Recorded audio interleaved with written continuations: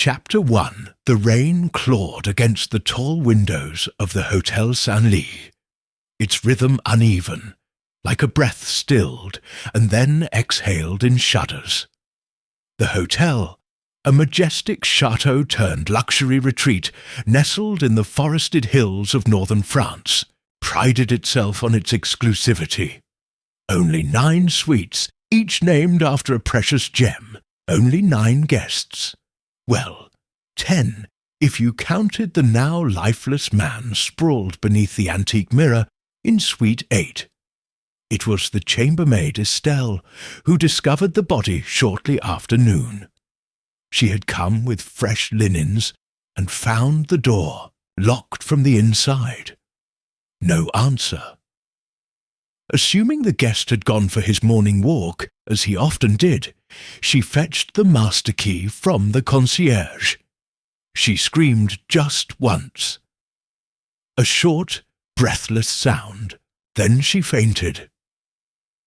Inside, Mr. Theo Lawton, a reclusive British novelist of modest fame and considerable fortune, lay crumpled on the Persian rug. His head rested at an unnatural angle. A silver-framed mirror above the fireplace had a long vertical crack running through it, as though it had been struck with force. Yet there were no signs of a struggle, no blood, no visible wound, and no sign of anyone else. Only a single object was out of place. A small brass key clutched tightly in Lawton's left hand. It did not belong to his suite. In fact, no one knew what door it unlocked. Within an hour, the local gendarmerie had sealed the hotel. None of the guests were permitted to leave. The hotel manager, a thin, polished man named Marceau, wrung his hands and whispered with dread that the Lawtons had taken the suite for 2 weeks. Yet Mrs. Lawton had left for Paris just the day before. And now her husband was dead. Natural causes, said the portly Inspector Duval, dabbing his sweaty forehead with a crumpled handkerchief. Perhaps a seizure or a fall. Yes, the mirror. It cracked. He might have hit his head. It's all very unfortunate. Unfortunate, oui, came a crisp voice from the doorway. But not entirely. Natural. All heads turned. There stood Hercule Poirot. Impeccably dressed, not a single thread of his dove-grey suit out of place, his moustache a masterpiece of symmetry. He had been staying in Suite 3, the Diamond Suite, for a week already, enjoying what he described as the tranquility of organized luxury. Now he stepped forward slowly, eyes sweeping the room not with alarm, but with surgical precision. He knelt beside the body. The head is at an angle, but there is no visible injury, he murmured. And yet, look, the rug is not ruffled. The dust beneath the body remains undisturbed. Duval frowned. And what does that mean, monsieur? It means, said Poirot, standing, that Mr. Lawton did not fall where he lies. Someone moved him. There was a long pause. Estelle, having recovered, crossed herself. Marceau looked toward the cracked mirror with new fear. Poirot turned to Duval. You must permit me, Inspector, to conduct my own examination. Discreetly, of course. For I believe this death, so convenient, so precisely timed, is no accident. It is a question of design, of deception, and— his gaze flicked to the shattered mirror, of reflections that do not tell the truth.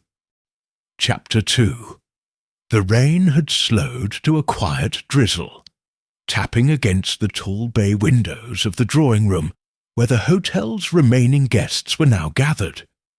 The tension in the room was understated but unmistakable. Tightened shoulders, unfinished cups of tea, glances that lingered too long.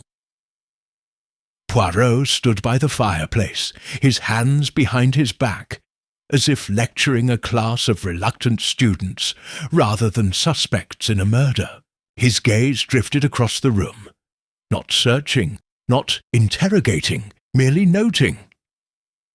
"I thank you all for your patience," he began, "but I must insist on speaking to each of you individually.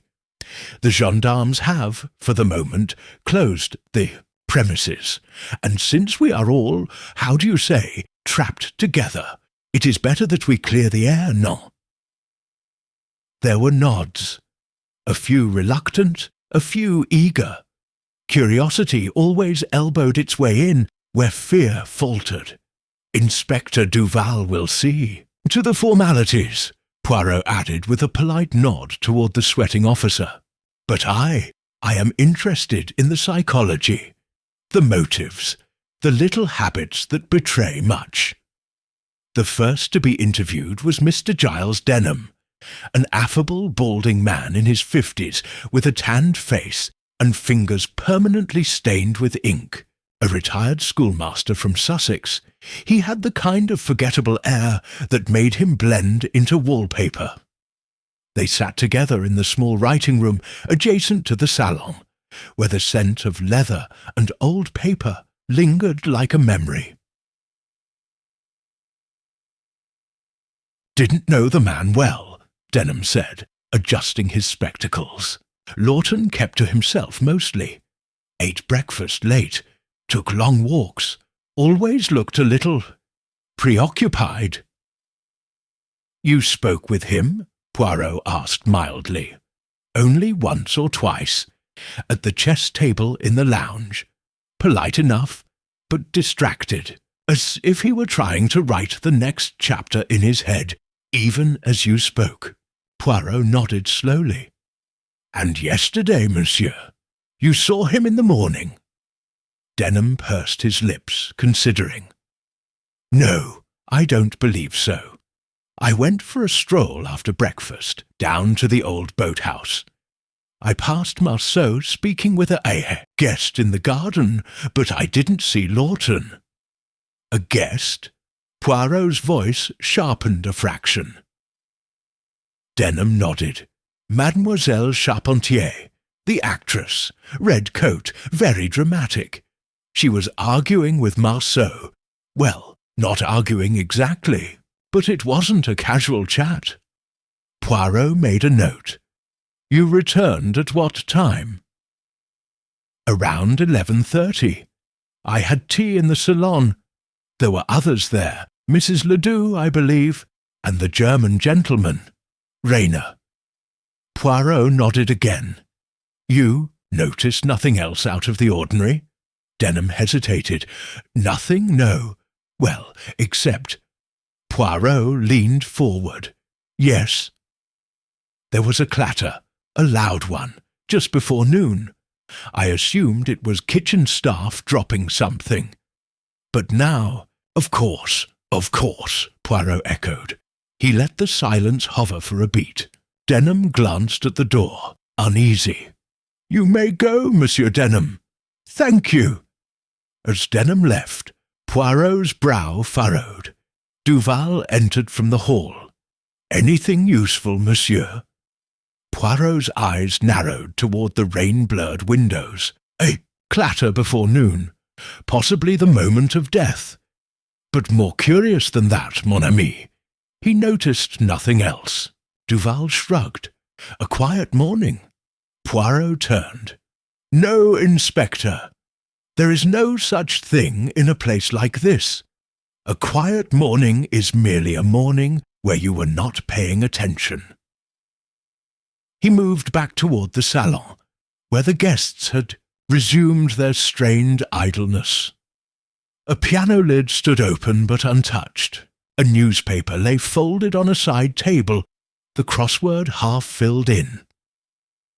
Poirot's gaze rested on the mirror above the unlit fireplace, smaller than the one in Suite 8, but identical in frame. He stepped closer, then turned back toward the Whodunit, Room. Monsieur Reiner, he said, raising a hand. The tall, grey-suited German looked up from his newspaper. Yes? If you would be so kind. As the two men disappeared into the same writing room, Hastings, who had arrived just that morning and barely had time to unpack, leaned in from the corner, whispering, "So, you believe someone moved the body?" Poirot nodded faintly. It was staged. The position, the cracked mirror, even the time of death, it has all been carefully chosen. But why the key in his hand? Ah! Poirot allowed himself the faintest smile. That, Hastings, is what we must discover. But I suspect it does not open a door at all. A pause. Poirot's tone darkened, and someone in this hotel is counting on us not asking the right questions. Just then, a knock at the window startled them. Estelle, the chambermaid, stood outside with her raincoat pulled tight. Eyes wide, she pointed toward the courtyard. "There's something you should see," she mouthed through the glass. Poirot exchanged a glance with Hastings and moved quickly. Outside, under the overhang, where guests sometimes took tea, Estelle pointed to a brass plaque on a maintenance door. "It was missing yesterday," she said, shivering, "but now it's back." The plaque read, "Suite 8, Private Access. Poirot's." Eyes narrowed at the tiny scratch below the word private. It was new and intentional. He reached for the handle. It was locked. Hastings stepped closer. "Do you suppose that's where the key fits?" Poirot smiled faintly. "Perhaps, or perhaps the killer wishes us to think so." Behind them, the cracked mirror in Suite 8 still caught the afternoon light, fractured, silent, and watching. Chapter 3. Mademoiselle Élodie Charpentier entered the writing room with the poise of someone accustomed to being watched. Her coat, a bold crimson trimmed with sable, hung off one shoulder, and her gloved hands moved like a dancer's as she unfastened the clasp at her throat. Her perfume preceded her, jasmine, with a faint undernote of something more pungent. Vetiver, perhaps, or ambition. Poirot remained seated. "Please, mademoiselle, do sit." She lowered herself into the armchair across from him with theatrical restraint, crossing one leg over the other, a picture of control. But Poirot's eyes, sharp, flicking from detail to detail, caught the faintest twitch at the corner of her mouth. Not fear, irritation. "You must forgive the intrusion," Poirot began with soft formality. "But with Monsieur Lawton's tragic end, I find it necessary to speak with everyone." Her smile was quick and not entirely warm. "Of course, though I fail to see what I could possibly offer. We barely spoke. Nevertheless, you are here, mademoiselle, and all who are here are part of the puzzle." She gave a faint laugh, almost mocking. "Is that how you see the world, Monsieur Poirot? As puzzles to be solved?" "Not all the world, no," he replied gently. "But murder? Ah, that is always a puzzle, one of motive, timing, deception, and reflection." Her brow arched. "Reflection?" gestured lightly. "Forgive me, a poetic indulgence." A pause passed. Poirot leaned forward ever so slightly. "Mademoiselle, may I ask where you were yesterday morning?" She tilted her head. "From when, precisely?" "From breakfast until midday. I took breakfast in my suite. I requested it the night before. Ask the staff. Then I met Monsieur Marceau in the garden. We spoke briefly about extending my stay. Her voice was smooth, practiced. "You were seen," Poirot nodded, "by Monsieur Denham. He described your conversation as intense." A flicker of annoyance. "He misread it. Marceau is a poor manager. My room had a faulty latch. I merely pressed him to have it fixed." "Interesting," Poirot said mildly. "And after that?" She leaned back. "I returned to my room, read a little, wrote a letter." Poirot waited. "Some to do. My agent," she added, with a shade too much emphasis. "You did not leave your room again until I heard the commotion in the hallway," she said quickly. "Estelle's scream. I was in my dressing gown." Poirot nodded again, the faintest narrowing of the eyes betraying thought. "You did not know Monsieur Lawton well, but surely you observed him." She gave a languid shrug. "Of course, everyone did. He had the look of someone hiding from something. Sad eyes, bitter mouth, and terribly curious, always watching. It's unnerving, isn't it, when the watcher is watched?" Poirot smiled faintly. "Indeed, a beat. You had no connection to him before this visit." Her laugh was breathy. "None. I don't read novels about sad professors and darker metaphors." Poirot noted the answer. Too precise, too rehearsed. "Mademoiselle," he said, "do you mind if I ask what perfume you are wearing?" She blinked. "Charmes Nocturnes, by Gerbeau." "Why?" Poirot stood. "Because its scent was present in Suite 8, faintly but unmistakable." Her gaze did not flicker, but her fingers, curled around the armrest, tightened imperceptibly. He said nothing more. "Is that all?" she asked, tone clipped. "For now," Poirot replied. "But, mademoiselle, I advise you, do not underestimate the mirrors in this place. They reflect more than appearances." She rose with an elegant flourish and swept from the room. Hastings entered as the door shut behind her. "Well?" he asked. "Is she our femme fatale?" Poirot's gaze lingered on the door. "She is a woman used to being underestimated, and such women are often underestimated at great cost. She lied, she redirected," Poirot murmured, "but she did not lie." He moved to the window overlooking the garden, where raindrops slid like silver beads down the glass. "Hastings, consider this. Why was the key found in Lawton's left hand?" Hastings blinked. "He was right-handed, wasn't he?" "Precisely. He poured tea, signed the register, all with the right. And yet, when he died, a key, one that fits no known door, was clutched in his left. That is not natural. It is performance. You think someone placed it there?" Poirot nodded. "But why? And to what end?" Before Hastings could respond, Duval appeared in the doorway. "There's something you should see, Monsieur Poirot. One of the maids found it while checking the storage alcoves on the top floor." He handed over a folded scrap of paper, half crumpled, water-stained. Poirot unfolded it carefully.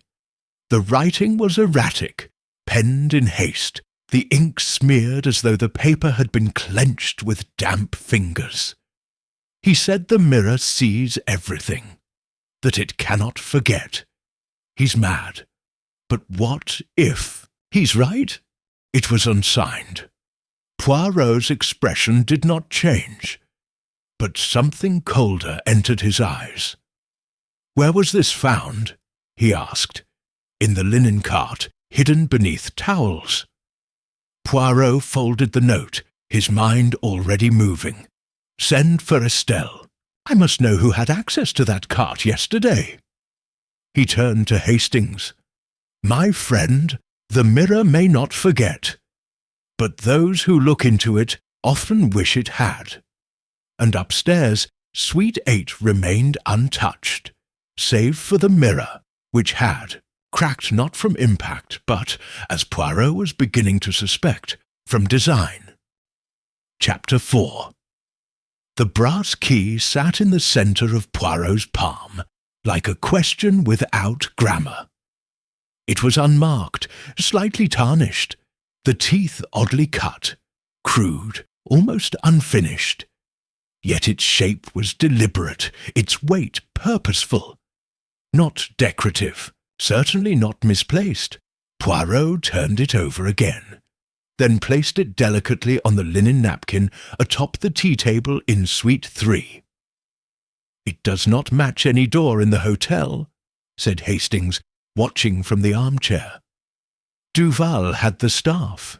Try them all. Storerooms, wardrobes, side entrances, even the wine cellar." Poirot nodded once, eyes distant. "Then it was made for something not meant to be opened." He rose and crossed the suite, standing before the full-length mirror that flanked the armoire. He examined its frame, touching the inlaid fleur-de-lis with a fingertip. "This design," he murmured. "It is identical to the one in Suite 8, and yet here no crack. You think the mirror was—" "Part of it?" Hastings asked. Poirot stepped back. "The mirror is a symbol, a riddle posed in silver glass. The crack, it was meant to distort, to conceal something rather than reveal it. But what? There was a soft knock at the door. It was Estelle, her dark hair still damp from the courtyard rain, cheeks flushed from more than cold. "Monsieur," she said quietly, "you asked about the linen cart." Poirot gestured her in. "Yes, ma petite. Who had access to it yesterday morning?" She looked uncertain. I pushed it up to the 3rd floor around 11. Then I went to clean Suite 6. It was just in the hallway." "Unattended?" She hesitated. "Only for 10 minutes, maybe less. And who passed you on the stairs?" She blinked. "The German gentleman, Herr Reiner. He asked me for extra towels, said he had spilled something in his room." Poirot tilted his head. "And did he?" "I brought them later. The floor was dry." Estelle shifted. "He thanked me, but he seemed nervous." Poirot gave her a reassuring nod. "Merci, Estelle. You have been most helpful." When she had gone, Hastings leaned forward. "Do you trust her?" Poirot picked up the key once more. "I trust that she saw what she saw. The question is, what did he want with towels? What needed hiding?" They made their way down the corridor to Suite 9. Herr Reiner's the man, answered quickly, dressed impeccably, but without a tie, as though interrupted mid-preparation. "Herr Poirot," he said, smiling, "to what do I owe the pleasure?" Poirot returned the smile. "A small question, monsieur. You requested towels yesterday morning?" Reiner blinked. Yes. Is there a problem?" "Only curiosity. The maid reports no sign of a spill." Reiner's smile faltered just slightly. "I was mistaken. A drip from the wash-basin, nothing more. I wiped it before she arrived." Poirot's gaze lingered on a leather satchel resting on the writing desk. "And yet one does not request towels for a drip." Reiner's posture stiffened. "Monsieur, are you accusing me of something?" "Not at all," Poirot said smoothly. "But you understand, a man is dead, a death staged as something it was not. The mirror, the position of the body, the time, none of it aligns. And now, a mysterious key, a false towel request, and a note hidden in a linen cart." Reiner remained very still. "What note?" "You, are not the only one who noticed Monsieur Lawton behaving oddly. Someone feared what he might reveal, or perhaps what he had already seen. Rainer's eyes narrowed. I had no quarrel with him. Poirot inclined his head. Perhaps, but I wonder, Herr Rainer, if you requested towels not for a spill, but to carry something delicate, something you wished not to be seen. Rainer's voice turned steely. I do not care for these insinuations. And yet, Poirot said quietly, you have not denied them. A silence stretched, then Rainer turned away. Unless you have a warrant, monsieur, I must ask you to leave. Poirot nodded, unoffended. I shall respect your request, for now. As they left the suite, Hastings whispered, You think he planted the note? No, Poirot said. I think he searched for something, and did not find it. He turned, eyes sharp. Hastings, the linen cart was used not to hide a note, but to transport one. The question is, from whom and to whom? Back in Suite 8, Poirot stood once more before the cracked mirror. He crouched, brushing his fingers lightly over the floor where the body had lain. Then he reached up, running his fingertips along the inner lip of the mirror frame. A faint click. The mirror shifted outward by half an inch. A panel, he breathed, hidden by the frame. He pressed gently. The mirror creaked open like a door, revealing a small recess in the wall behind it. Inside, a velvet pouch. Empty. Poirot stared at it for a long moment, then turned to Hastings. Someone came here before the body was discovered. Someone who knew about this compartment. Hastings frowned. You think that's what the killer came for? Poirot nodded slowly, and they left a body behind to keep us looking in the wrong direction. He closed the mirror and stood. Whatever was hidden here, it is gone now. But someone else knew of it. Someone who is already lying to us. From down the corridor came the sudden sharp sound of raised voices, then a crash. Glass shattering Poirot, and Hastings moved at once. The next suspect, it seemed, had run out of patience, or had something to hide. Chapter 5. The shatter of glass had come from the conservatory, a domed annex of the hotel with towering ferns and mosaic-tiled floors, its glass walls blurring the grey afternoon light. By the time Poirot and Hastings arrived, the scene was already formed. Mrs. Celeste Ledoux stood by the overturned tea-table, one hand pressed to her chest, the other pointing, shaking with fury. Across from her, Marceau, the hotel manager, looked pale, sweat forming at his collar despite the cool air.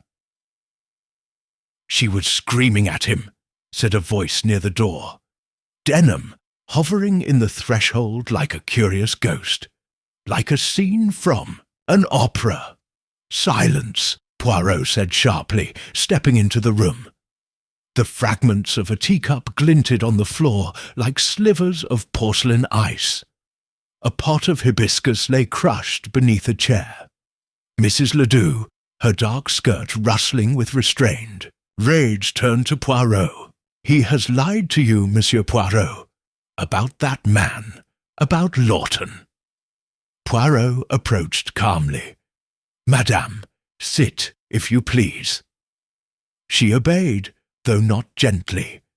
Her breath was tight. I told him, she said, glaring at Marceau. I warned him when he allowed Lawton to stay here. I told him it would cause trouble. Trouble? Poirot asked. What trouble could Monsieur Lawton bring, alone and quiet as he was? Marceau opened his mouth, but she cut him off. He was not alone, she hissed. Not really. His wife may have left for Paris, but she is not the only woman he once travelled with. Not the only one he—" She stopped, lips pressed tight. Poirot tilted his head. "Madam, you knew Lawton from before." "I knew of him," she said carefully. "Years ago, in Marseille. There were rumours, a scandal, nothing proven. But he broke hearts, made enemies. And now you find him dead, and you think this is an accident?" "I do not," Poirot said gently. "But I find your passion intriguing." Marceau finally stepped forward, hands raised. "Madame Ledoux exaggerates. There were no complaints about Lawton before this." "But there was a visitor," she snapped. "2 nights ago. Someone arrived late, after dark. I heard voices outside my window. A woman's voice, arguing, pleading." Poirot's gaze sharpened. "Describe her." "I couldn't see her face. She wore a shawl. But the voice, it was tight, emotional, accusatory."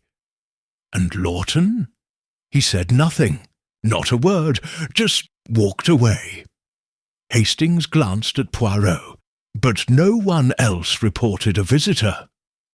Poirot's voice was soft, "Because she did not enter through the front." Marceau stiffened.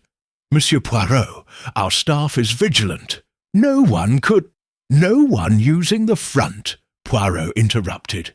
"But what of the side gate near the garden steps? Locked, yes, but rarely checked." Marceau said nothing. His silence was answer enough. Poirot turned back to Ledoux. "And you did not recognize the voice?" She hesitated. "No, but I thought it might have been her. Élodie Charpentier?" "Yes, but she is a guest here." "Exactly," she said. "So why would she approach in the dead of night, as if sneaking in?" Poirot's thoughts moved quickly. A woman's voice, unrecorded by the staff. A confrontation hidden from sight. And now, a dead man with a key in his wrong hand, and a mirror that opens. He crouched by the shards of porcelain. "Madam," he said, "what caused the argument with Marceau just now?" "He lied," she said bitterly.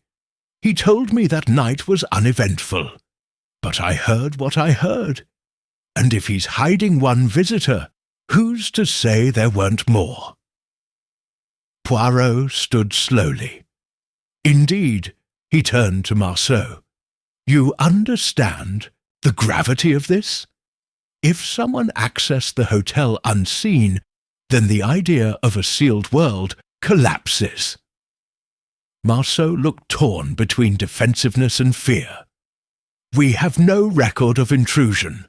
Nothing was taken." "No," Poirot said, "but something may have been left." He glanced toward the garden door, now half open. "Hastings, come, let us walk the perimeter." Outside the rain had stopped, and the gravel paths glistened. The garden was still but not peaceful. It felt watched. They followed the path toward the side gate. The lock was rusted but intact. Poirot knelt beside it. "Observe," he said, pointing to the ground. A set of faint impressions, just a few, disturbed the gravel. Small, narrow, heel-heavy. "A woman's shoe, recent," Poirot said. "Not from this morning. Perhaps from the night the lady was heard." They followed the path back toward the hotel. As they approached the base of the terrace, Hastings stopped.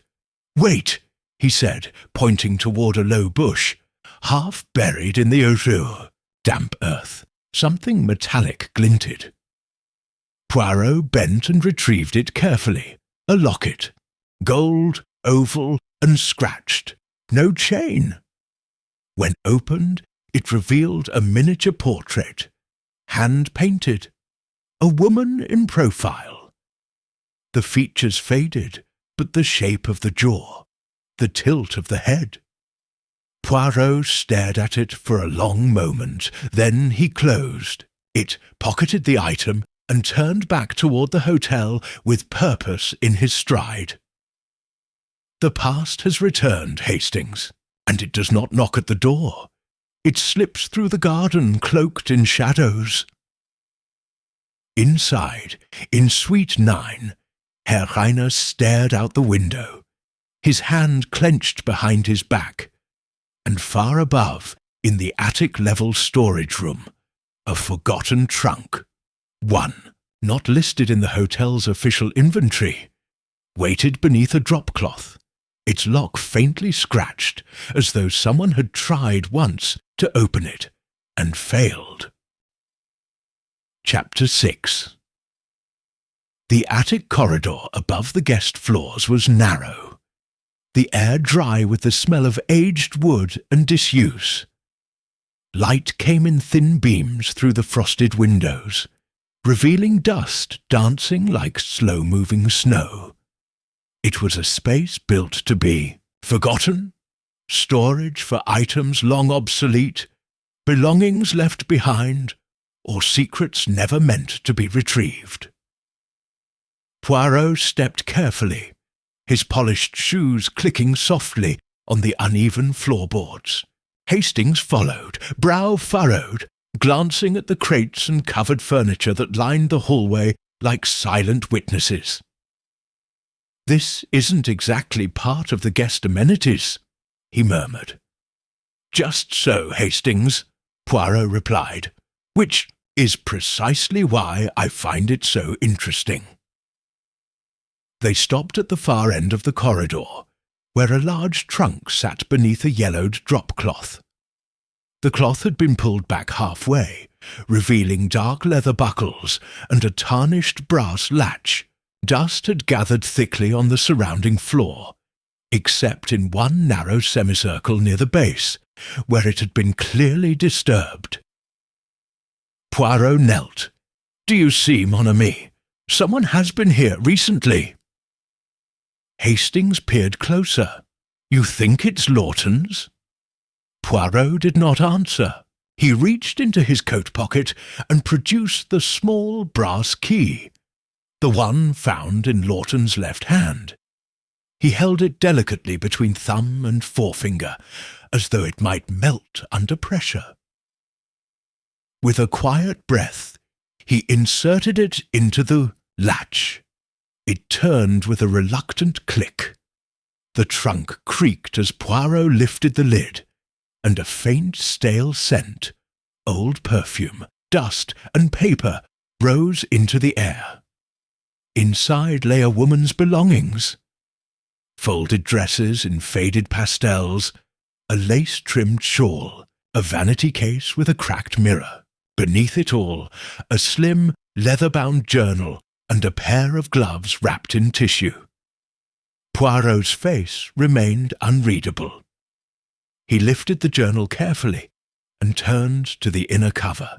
There was a name, Amélie Laurent. He closed it gently. "She was a dancer," he said softly.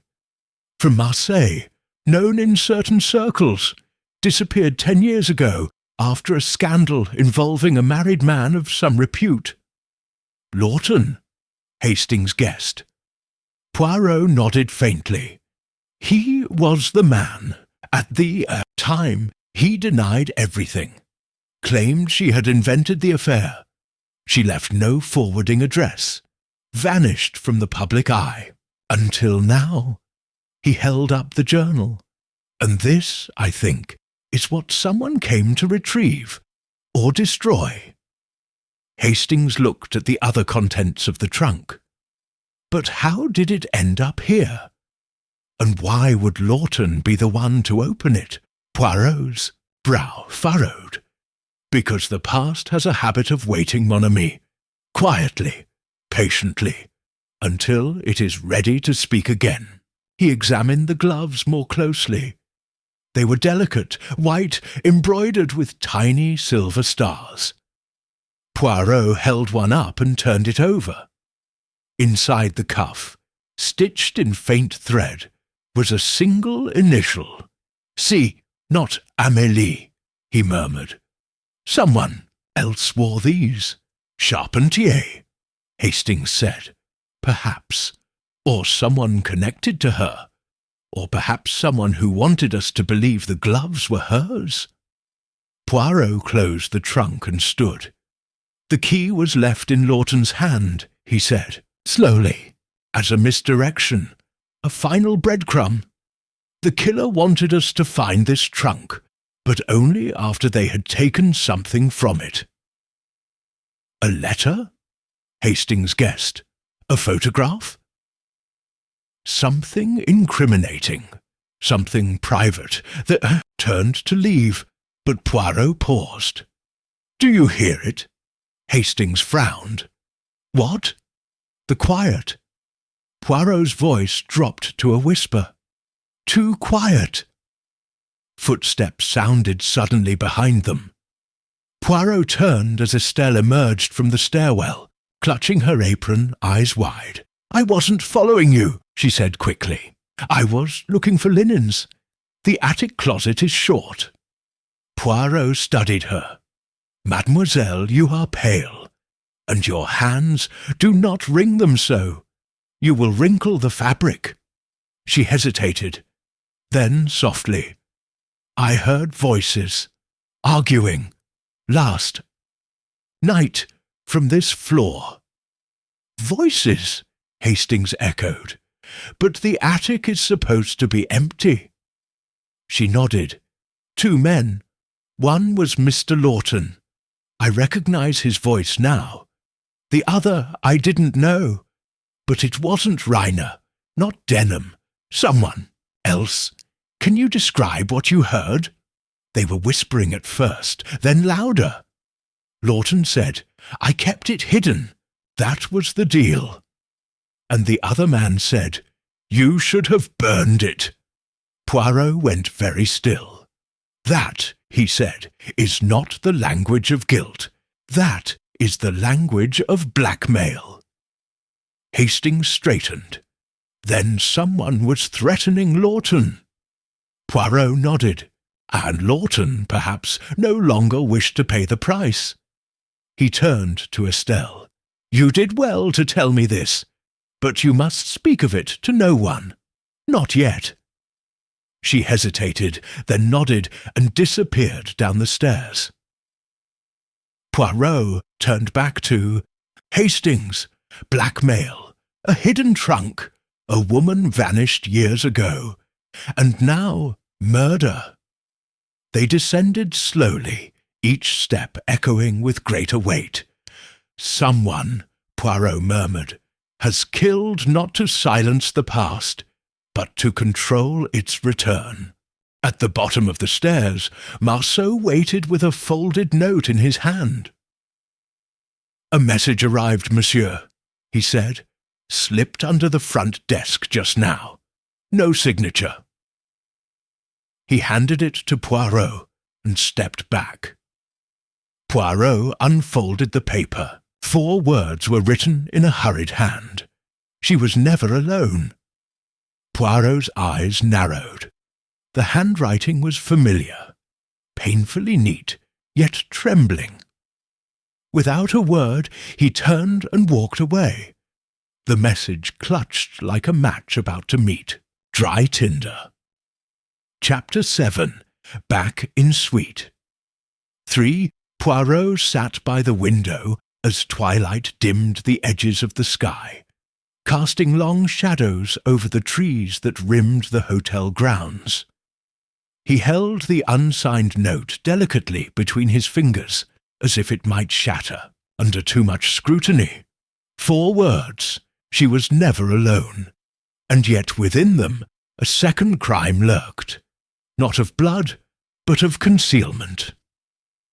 Hastings paced beside the fireplace, restless. "Do you think it refers to Amélie Laurent?" Poirot didn't answer immediately. His eyes drifted to the locket retrieved from the garden, still resting on the end table beside his gloves. He opened it again. the tiny painted portrait catching, the fading light.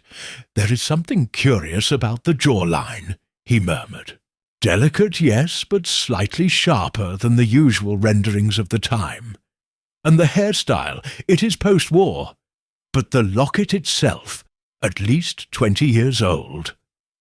So, it belonged to someone else before her."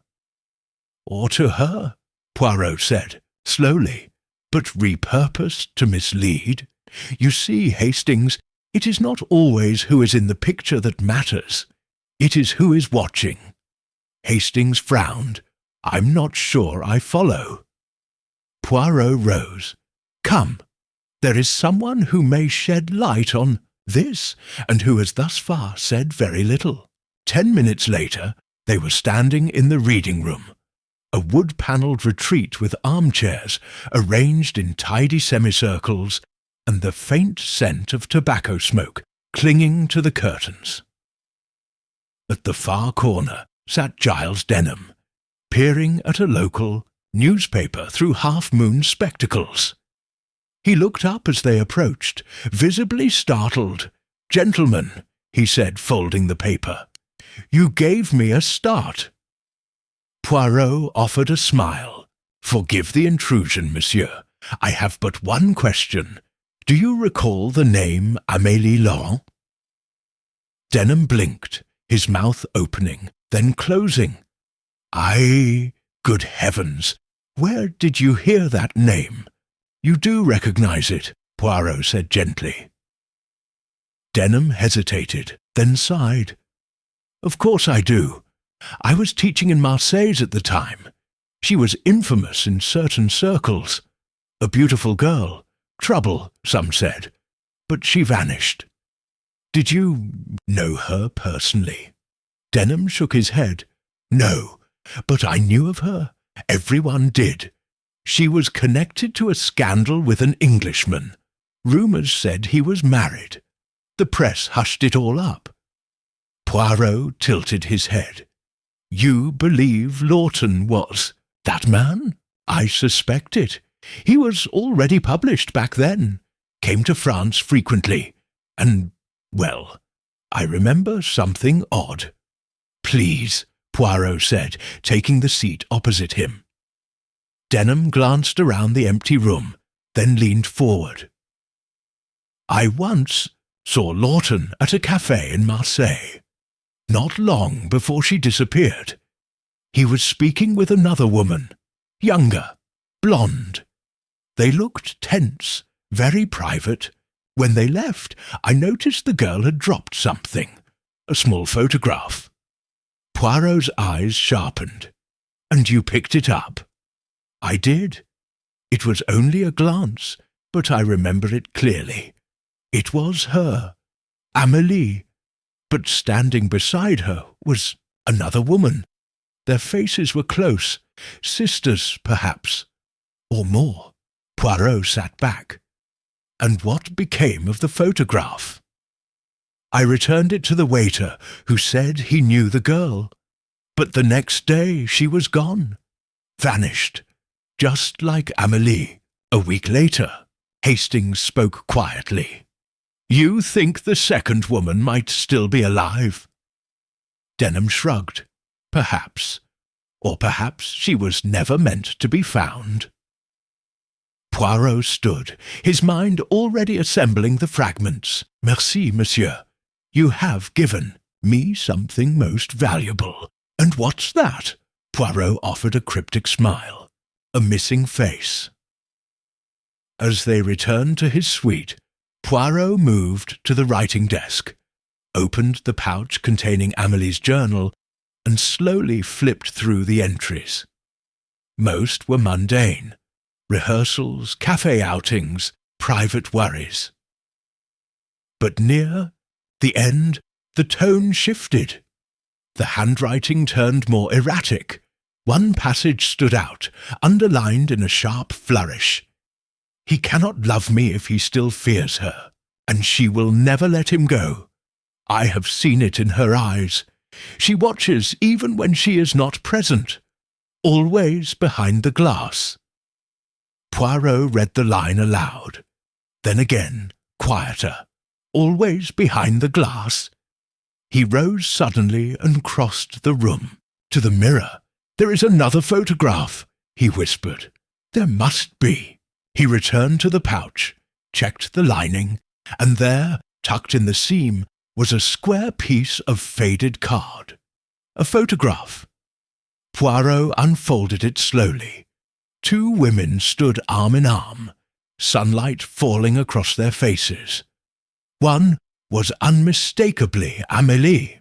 The other, her features sharper, mouth unsmiling, was familiar in a way that was unsettling.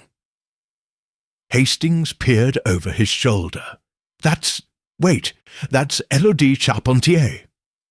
Poirot's voice was quiet. "No, Hastings, not quite." He turned, the photo over. Faint handwriting looped in blue ink. "Amélie and Camille. Étretat, 1928. Camille Charpentier," Poirot murmured. "A sister, perhaps, or a twin." He reached for the locket, opened it, and compared the portrait. Yes, the lines matched. The sharper jaw, the cold eyes. Not Amélie, but Camille. He straightened. "Mon ami, we are not chasing one ghost, but 2. One died years ago. The other, she never left. She merely changed her name." A knock interrupted them. It was Duval, breathless, face pale. "There's been an incident," he said. "Herr Reiner, he's missing." Poirot's gaze darkened. "Then we are out of time." Chapter 8. The hallway outside Herr Reiner's suite was eerily still, as if the building itself held its breath. The door stood ajar, faintly creaking with the draught from an open window inside. Duval stepped back to allow Poirot and Hastings through, his face taut with unease. "Room service says he ordered nothing today," Duval muttered. "Didn't come down for breakfast, and now vanished." Poirot entered slowly, his gaze sweeping from corner to corner. The suite was in immaculate order. Bed made, luggage gone, not a single item left behind save a single, freshly brewed cup of tea, now cold and untouched. "No sign of struggle," Hastings said. "He packed deliberately." "Oui," Poirot murmured, "but not thoroughly." He crossed to the desk and lifted a blotter. Beneath it, faint indentations ghosted the surface. Words scrawled quickly, then torn away. Poirot took a pencil from the drawer, gently shading the page. Letters began to appear. "Didn't mean to..." Too late now. Mirror cracked. She saw. "Can't trust anyone." Poirot stopped. The final line was darker, heavier pressed. "She is not who she says she is." He turned to Duval. "There was no carriage, no driver dispatched." "None, monsieur." "Then he is still here. Hiding, perhaps, or being hidden." They moved to the window. Below, the courtyard was slick with earlier rain. Footprints marked, faintly in the gravel, fresh, scattered, leading nowhere. Poirot's eyes narrowed. "Hastings, come! The wine cellar." "The wine cellar?" Hastings echoed, startled. Poirot was already striding out. "It is the only place left unsearched, and the only place with a door that locks from the outside." Within minutes, they descended the narrow stone staircase leading to the cellar. A cold, cavernous space of brick arches and damp air. A faint scent of cork and mildew hung in the silence. Poirot lit the lantern provided by the concierge and swept the beam slowly across the room. Rows of dusty bottles stared back. Crates lined the walls. But something was wrong. "There," he said, pointing. One of the crates was open, its lid set aside. A fine layer of sawdust had been recently disturbed. Poirot knelt and lifted a small empty vial from between the boards. "Chloroform," he said quietly. Duval stepped back. "You think he was drugged?" "No," Poirot said. "I think someone intended to drug someone else and changed their mind." Hastings looked around. "So where is Rainer?" A sound answered them. Not a voice, not footsteps, but something closer to breath. Shallow, panicked. Poirot turned sharply, directing the lantern's light toward a storage alcove in the far corner. There, wedged between a barrel and the wall, lay Rainer. His clothes were dishevelled, his lips split, eyes wide with terror. Duval rushed forward. "Mein Gott!" Rainer tried to speak, but his throat was too dry. Poirot knelt beside him, offering a flask from his coat. "Drink slowly, monsieur. You are safe now." After a moment, Rainer found his voice. "She came for me. I thought it was over." "Who?" Poirot asked gently. "I don't know her name, but it's the woman from the photograph. The second one. I saw her face once, years ago, when Amélie introduced us. She watched from the hall, silent, cold." He grabbed Poirot's sleeve. "It's her, the one pretending to be someone else. She's here. She never left." Poirot met his eyes. "Camille," he said. "You saw Camille." Rainer nodded violently. "She wanted the journal. She said it wasn't meant to be found. That Lawton promised to keep it hidden, and when he didn't, he broke off." Hastings looked sick. "So she killed Lawton?" "No," Rainer said hoarsely. "She said she warned him, that someone else would come if she didn't stop it, that she'd only staged the scene to delay the real danger." Poirot stood slowly. "This is no longer a matter of one murder, Hastings. It is a performance, layered, precise, built on years of misdirection." He turned to Duval. "Rainer must be moved discreetly. No one must know he's been found. Not yet." "Why not?" Duval asked. "Because if Camille believes she succeeded, she may try again. But if she knows he lives, she will vanish before we can uncover the truth." He paused at the cellar door. "From this point, we are no longer solving a murder. We are unmasking a story that has been carefully rewritten. And someone is desperate to keep the original ending buried." Upstairs, as Poirot emerged into the hallway once more, Élodie Charpentier stood by the stairwell, staring at a framed photograph of the hotel's founders. She didn't turn as Poirot passed, but she spoke, quiet and clear. "You shouldn't have gone to the attic, Monsieur Poirot." Poirot stopped. "And why is that, mademoiselle?" She turned now, eyes calm. "Because there are mirrors in this hotel that do more than reflect. They remember." Then she walked away, silent as a shadow, leaving Poirot with the echo of her words. Chapter 9. The drawing-room of the Hotel Saint-Louis had been hastily rearranged. Chairs, once dispersed in polite disarray, were now drawn into a semicircle around the fireplace. Above it, the ornate mirror glinted in the lamplight, uncertain, fractured, watching.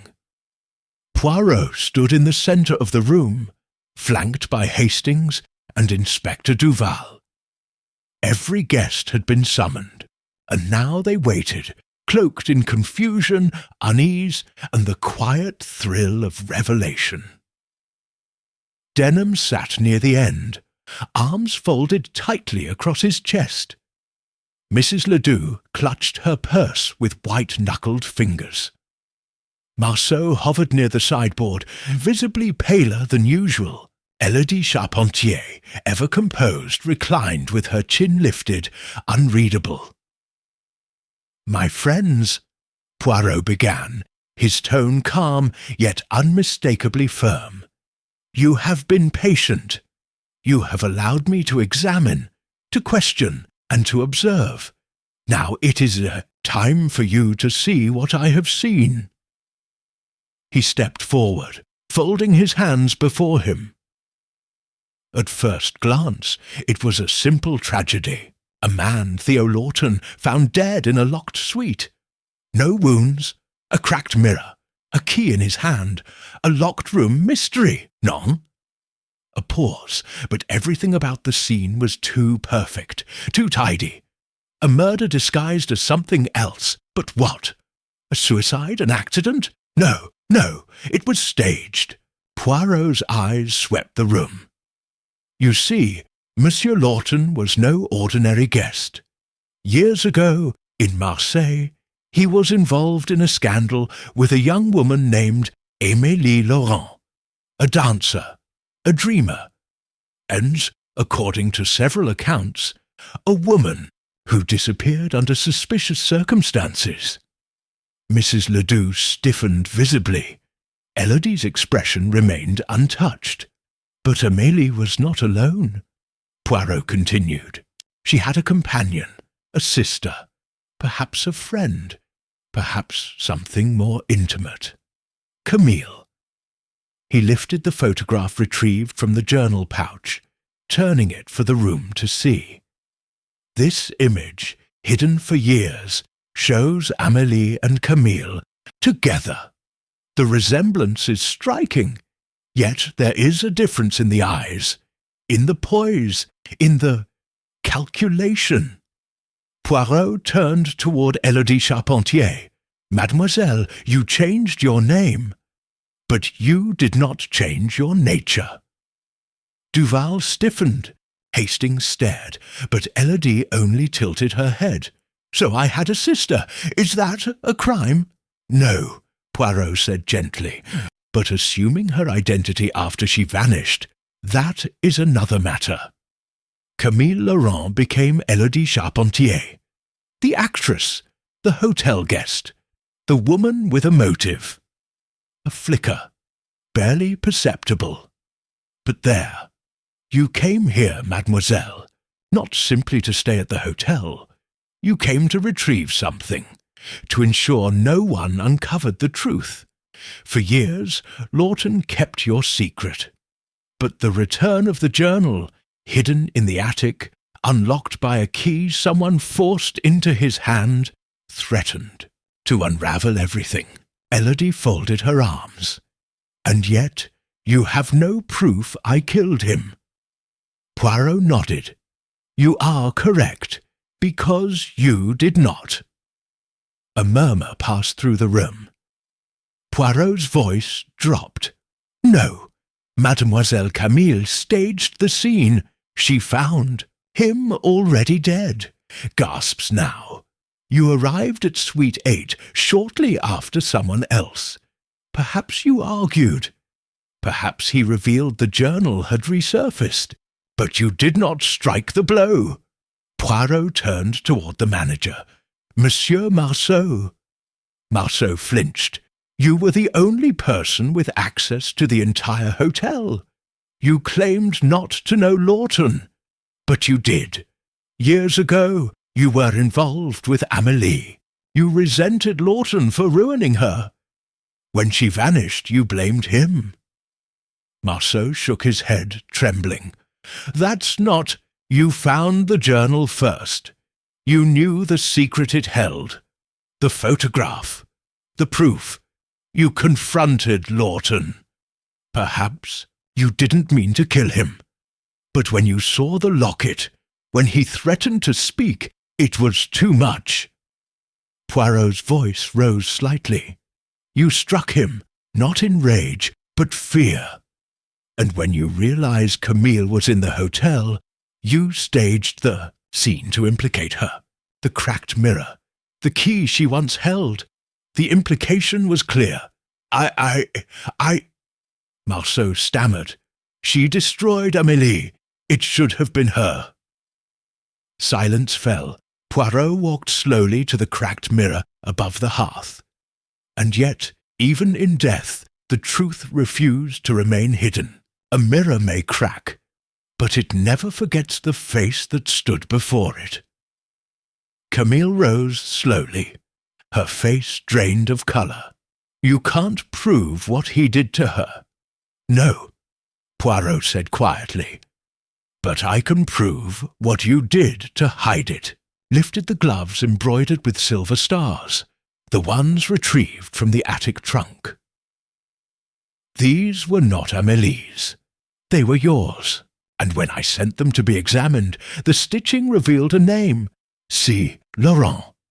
You hid them when you changed your identity, but they remembered you, as mirrors do. Duval stepped forward, expression grim. Marceau crumpled into the nearest chair. Camille turned to Poirot, her voice barely a whisper. She was the better half of me, and they ruined her. Poirot said nothing. The silence stretched, but behind it something began to fracture. Not glass this time, but the carefully built illusion each guest had carried with them. The realization that, in the heart of luxury, the past had been crouching in the shadows, waiting. Chapter 10. Poirot watched carefully as the truth seeped into the room, altering expressions, stirring uncomfortable whispers.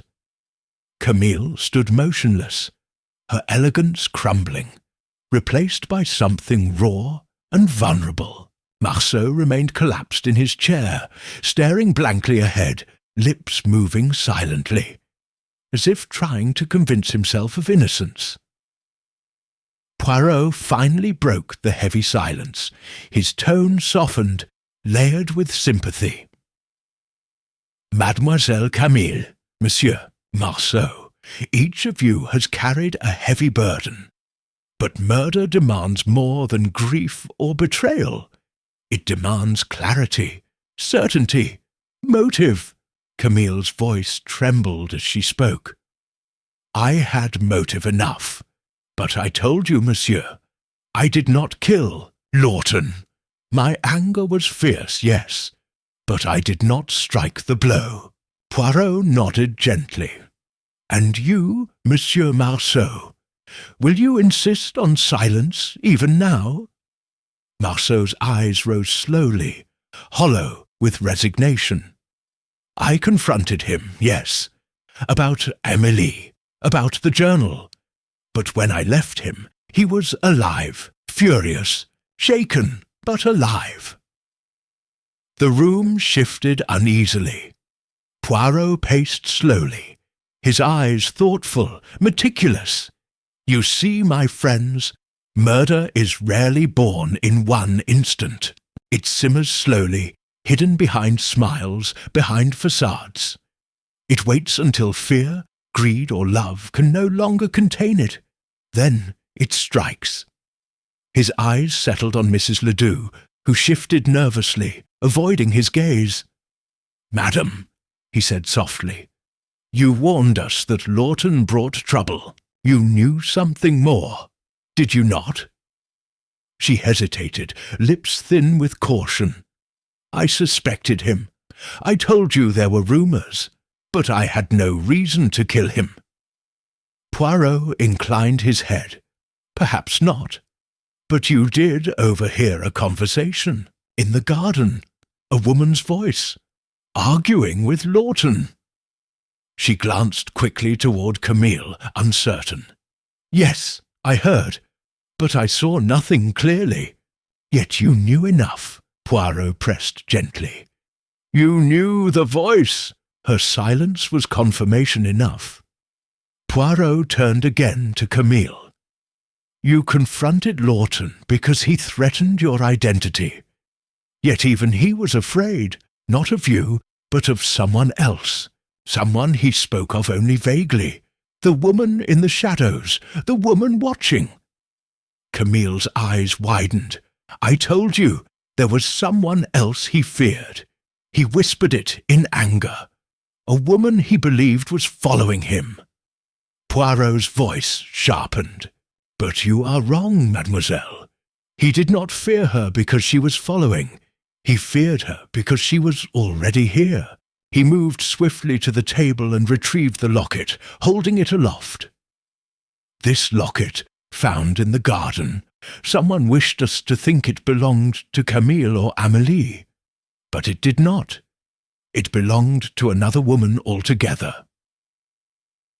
The room stirred uneasily. Poirot opened it gently, showing the tiny painted portrait once again. This is neither Camille nor Amélie. It is another woman entirely. Younger, once innocent, betrayed. He stepped forward, addressing Denham directly. Monsieur Denham, you recognized Amélie, but did you ever see her companion clearly? Denham frowned slightly, then shook his head, only briefly. The girl I saw with Lawton was blonde, younger. She left quickly. Precisely, Poirot said softly. And she did leave, only to return years later with bitterness that had hardened into hatred. Hastings straightened suddenly. You mean, Poirot nodded. Yes, Hastings. Lawton's wife. The woman we dismissed early because she left for Paris the day before the murder. But did she? The guests exchanged nervous glances. Poirot's voice gained urgency. Madame Lawton discovered long ago that her husband betrayed her, not once, but repeatedly. First with Amélie, then with Camille, and perhaps with others. Each betrayal deepened her wounds. Each forgiveness strained her soul. He paused. The locket belonged to Mrs. Lawton herself, a token from happier days. She wore it constantly, until bitterness compelled her to leave it behind as bait. Denham's voice rose hesitantly. You mean Mrs. Lawton came back secretly? Indeed, Monsieur Denham, Poirot said gravely. She slipped quietly into the hotel at night, confronting her husband privately. He tried to deny it all, but she had discovered the journal, hidden behind the mirror. Proof of his lies, proof of his deceit. The room held its breath. She struck once, unplanned but fatal. A shove in anger, perhaps. Lawton fell and the mirror cracked, marking the moment of truth. Desperate, she staged the scene hastily, planting the brass key to misdirect suspicion. A key that opened, not a door, but a past she wished to bury. Poirot's voice softened, filled with understanding. Her motive was not merely jealousy, but humiliation, heartbreak, years of hidden shame. But she left. Hastings interjected, confused. How? Poirot raised a hand. Ah, mon ami, her departure was her final deception. She boarded the train to Paris openly, then quietly disembarked at the next station, returning by night to confront her husband. Marceau spoke slowly, realization dawning. I saw a woman leaving through the side gate, late. She wore a shawl. I thought it was Camille, but perhaps... Poirot nodded. Yes, monsieur. Mrs. Lawton departed unnoticed, leaving suspicion to fall elsewhere. He turned, solemnly facing them all. You see now, the true motive is not greed, nor simple revenge, but humiliation, betrayal. Emotional wounds that festered quietly until the moment of eruption. Camille looked away, her face pale. So it ends with sorrow, not justice. Justice is rarely satisfying. Poirot said quietly. "It does not mend the past. It only confronts it." At that moment, a commotion arose in the hallway. Voices, urgent footsteps. Inspector Duval turned quickly as a young officer burst into the room, face flushed with urgency. Monsieur Poirot, the gendarmerie from Paris, just telephoned. They stopped a woman matching Mrs. Lawton's description at the border. She was carrying forged papers. They are holding her now. Poirot exhaled slowly, heavily. Then it is done. But even as relief settled over the gathering, Poirot's eyes drifted again to the cracked mirror, its shattered lines reflecting every strained face in the room. Something still nagged at him, a detail unresolved, a shadow unnoticed. Then he realized what it was. In the fractured reflection, one face was missing. He turned sharply to Hastings. "Where is Estelle?" The room fell silent. Estelle, the chambermaid, had quietly disappeared. Chapter 11, Estelle had vanished quietly. So quietly, in fact, that no one recalled precisely when she had last been seen.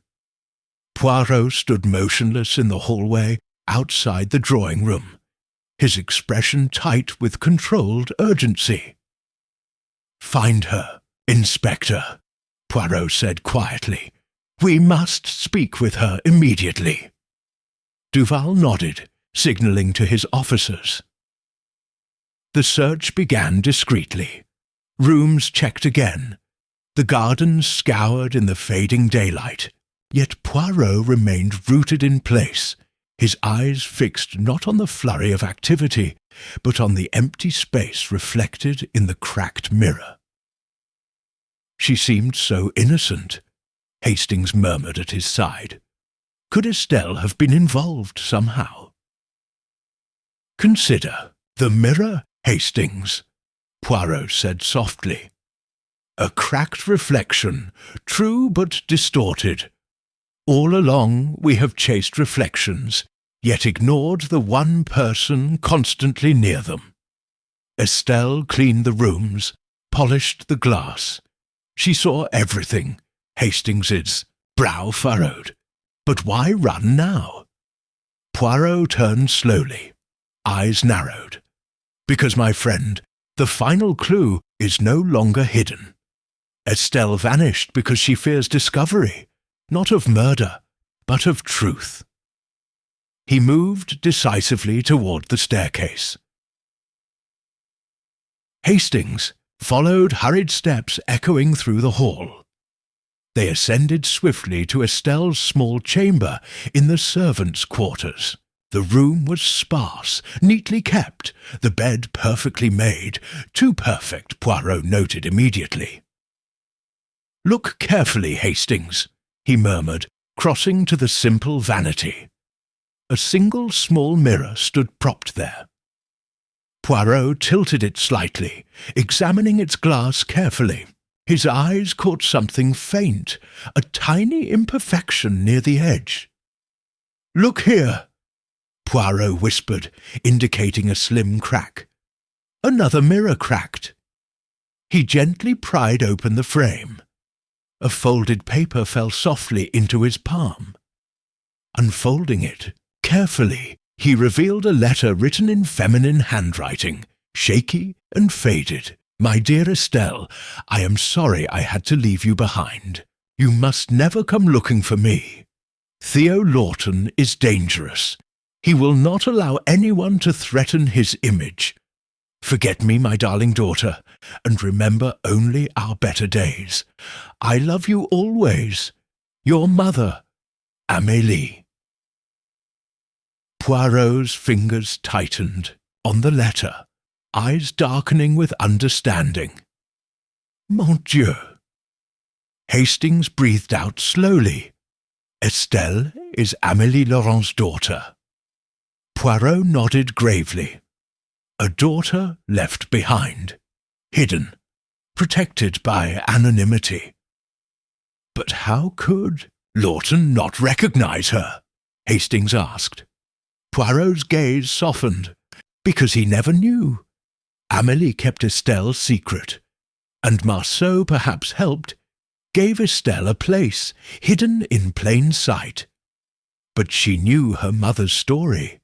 She watched Lawton closely, perhaps too closely. Suddenly, a soft noise, footsteps, hesitant but unmistakable, echoed from the corridor behind them. Poirot turned quickly. Estelle stood trembling in the doorway, her face pale and uncertain, eyes wide with fear. "I'm sorry, monsieur," she whispered. "I did not mean to deceive." Poirot approached her gently. "You have nothing to fear from me, ma petite, but you must tell me everything. Why run?" She drew a shaky breath. "Because I saw her that night, Mrs. Lawton. I saw her leaving Suite 8. She was pale, frightened, holding something tightly. But when she left, I entered." "And what did you find?" Poirot asked softly. Estelle's voice was barely audible. The mirror was cracked, and Monsieur Lawton was lying still. But he was breathing, monsieur. He was not dead yet. I panicked. I went to fetch help, but when I returned, Camille was already there. She was crouched beside him, searching his pockets. She looked up at me and told me to leave, that he was dead. Poirot's eyes sharpened. "You believed her?" She shook her head slowly. "I don't know. But later I heard the announcement that he was found dead. I knew Camille had lied, and I feared if anyone discovered my presence, they'd think I killed him." Poirot nodded carefully, his voice gentle. "Estelle, tell me, what did Camille remove from Lawton's pocket?" Estelle hesitated, then whispered, "A small key, brass." She seemed upset, frightened. Poirot exchanged a swift glance with Hastings. "And the letter from your mother, how did you receive it?" "Marceau gave it to me, years ago." She said softly, "He said I must never speak of it, but I kept it hidden. When Monsieur Lawton arrived, Marceau warned me again to stay away." Poirot's expression shifted slightly. "Marceau knew you were Amélie's child." She nodded. "He promised my mother. But Lawton recognized Marceau. He grew suspicious. Marceau feared he would learn about me." Poirot took a slow breath, letting the implications settle. "Estelle, one more question. Did anyone else see you enter Suite 8 that night?" She shook her head. "No, monsieur, I was careful. But when I left the room, I saw someone, Monsieur Denham. He was standing near the stairwell, watching." Poirot turned sharply, eyes alert. "You're certain?" "Absolutely." Poirot stood straighter, mind racing with new connections. "Denham told us he scarcely knew Lawton, yet he watched Suite 8 closely. Why?" Estelle looked away. "I don't know, but he seemed angry, monsieur. Not frightened, angry." A sudden silence fell. Poirot moved quickly. "Estelle, you must remain hidden a little longer. Trust no one." He guided her gently toward a rear staircase. "Wait for my word." Once she had vanished again, Poirot turned sharply to Hastings. "Denham has lied. A witness who pretends ignorance is more dangerous than an openly guilty one. We must confront him." But as they stepped into the hallway, a quiet creak drew Poirot's attention. He glanced up sharply.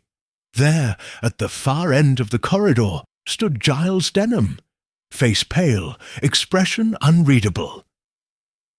Before Poirot could speak, Denham turned and vanished quickly into the shadows of the staircase. Poirot's eyes darkened with urgency. "Saith heard everything," Hastings murmured anxiously.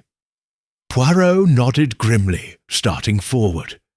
"And now, mon ami, he is a man with nothing left to lose." Chapter 12. Poirot moved swiftly down the staircase, Hastings at his side, footsteps echoing urgently against polished wood. Below, the hotel was hushed, each corridor eerily empty. The guests had withdrawn behind locked doors, but one remained, dangerously loose, Giles Denham, whose deception now loomed large. "He will attempt escape," Poirot said sharply, hastening toward the gardens. "But guilt makes men desperate. He will confront the past once more before fleeing."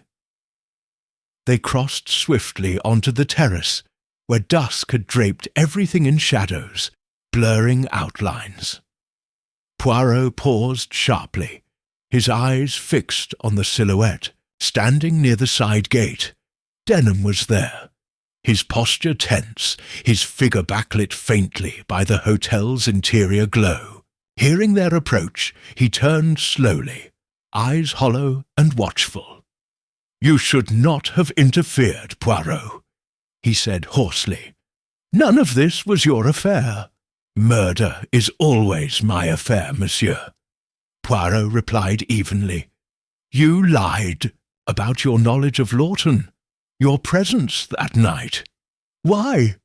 Denham's shoulders sagged, the defiance slipping. "Because the truth is far worse than you imagine."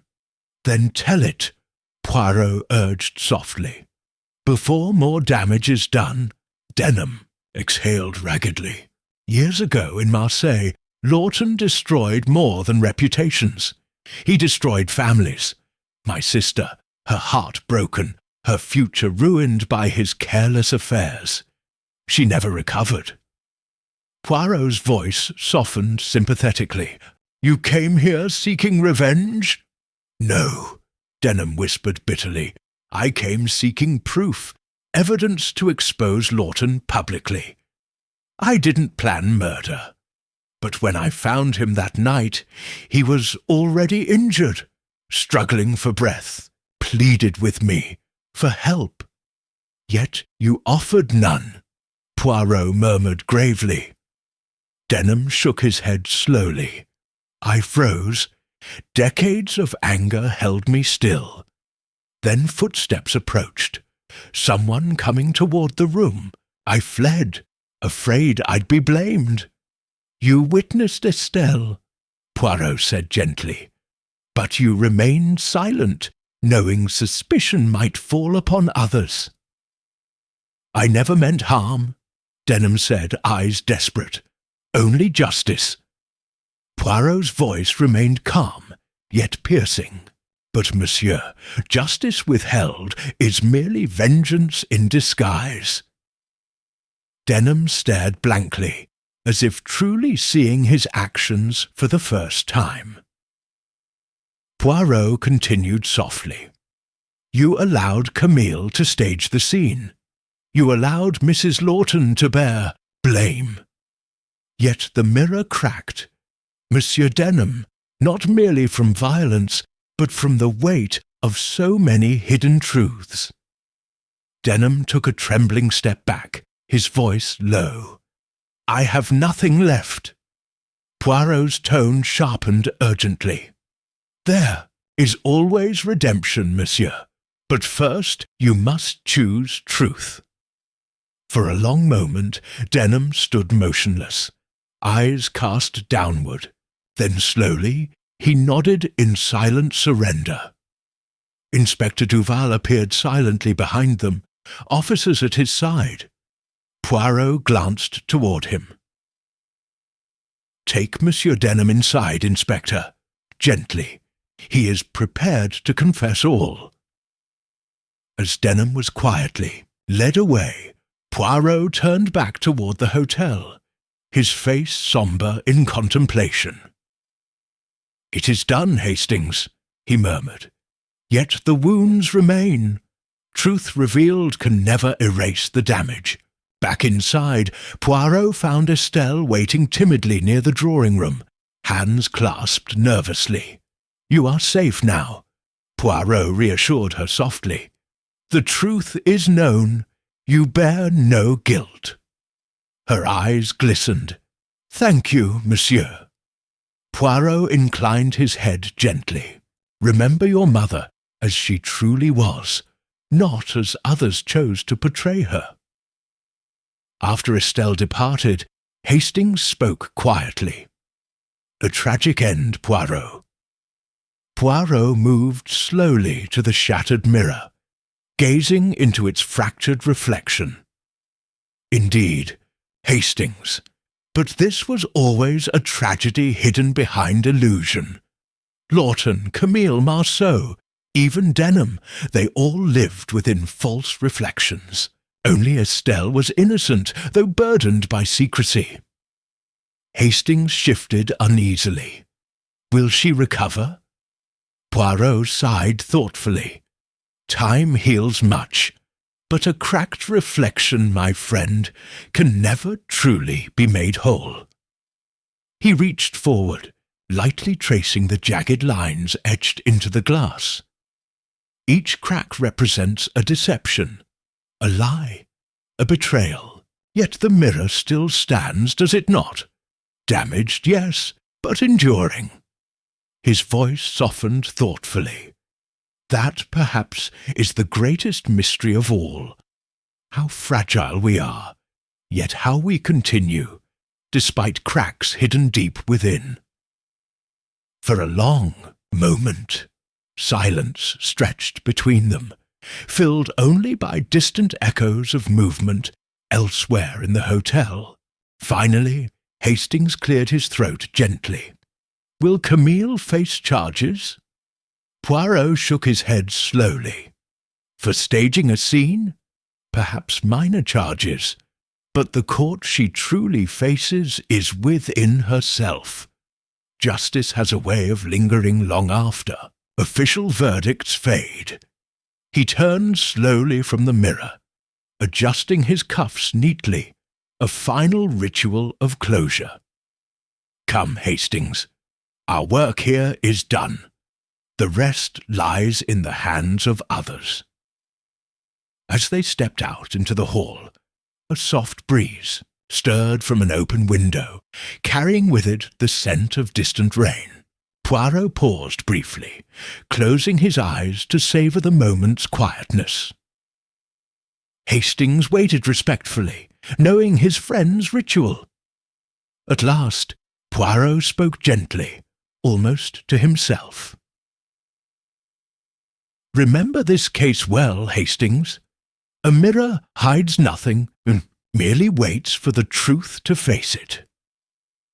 They departed quietly, leaving the Hotel Saint-Ly behind, a place forever changed by truths both bitter and long concealed. Behind them, the mirror remained, cracked and silent, reflecting only empty shadows and memories it would never fully release.